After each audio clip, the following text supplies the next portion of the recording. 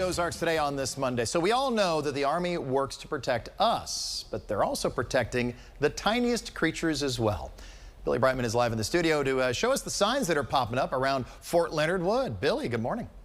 Good morning. 33 signs that look just like this one are all over Fort Leonard Wood, telling people not to mow certain areas of the installation. The no-mow zones allow for native wildflowers and grasses to grow, giving pollinators safe areas to rest, eat, and continue to build up a strong ecosystem. Some of these areas have been designated for years, but some are brand new, and Fort Leonard Wood environmental officials say that more could come soon. It includes 83 acres across the post, and based on where many of these spots are located, they can be big connectors across different segments of the environment. Well, especially being on a roadside, roadsides and smaller areas like this are very often overlooked when it comes to pollinator conservation, but they are a small piece of a very large habitat network that we have here for our wildlife.